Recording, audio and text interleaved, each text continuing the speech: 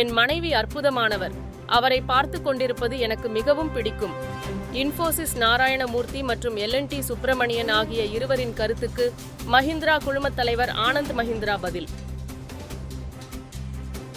துபாயிலிருந்து ரசிகர்களுக்காக வீடியோ வெளியிட்ட நடிகர் அஜித், அனைவரும் மன நிம்மதியோடு வாழ கடவுளை வேண்டிக் கொள்வதாக உருக்கம்.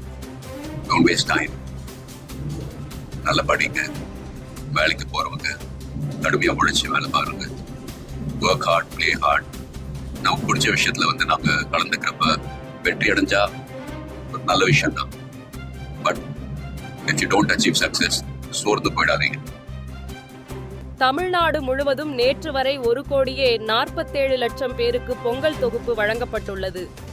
கூட்டுறவுத்துறை அமைச்சர் பெரிய கருப்பன் தகவல். புதுச்சேரியில் ஹெல்மெட் கட்டாயம் என்ற புதிய விதி இன்று முதல் அமல். வாகன ஓட்டிகள் ஹெல்மெட் அணியாவிட்டால் 3 மாதங்களுக்கு ஓட்டுநர் உரிமம் ரத்து செய்யப்படும் என அறிவிப்பு. சிதம்பரம் நடராஜர் கோயில் ஆருத்ரா விழா தேரோட்டம் கோலாகலம். நடராஜர், சிவகாம சுந்தரி தனித்தனி தேர்களில் எழுந்தருளி பக்தர்களுக்கு காட்சி.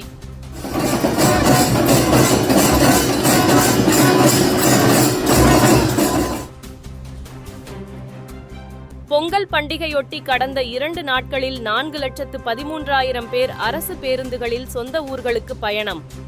கூடுதலாக 2,015 சிறப்பு பேருந்துகள் இயக்கப்படும் என அறிவிப்பு. எல்லை தாண்டி மீன்பிடித்ததாக ராமேஸ்வரம் மீனவர்கள் 8 பேரை கைது செய்தது இலங்கை கடற்படை. கச்சத்தீவு அருகே மீன்பிடித்துக் கொண்டிருந்த அவர்களிடமிருந்து 2 விசைப்படகுகளையும் பறிமுதல். அமெரிக்காவின் கலிபோர்னியா மாகாணத்தில் கட்டுக்கடங்காமல் பரவும் காட்டுத்தீ. 12,000க்கும் மேற்பட்ட வீடுகள் எரிந்து நாசம்.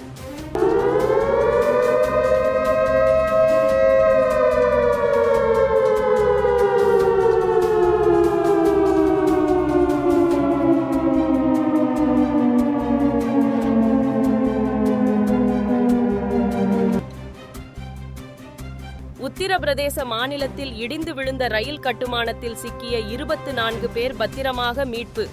விபத்தில் காயமடைந்தவர்களுக்கு மருத்துவமனையில் சிகிச்சை.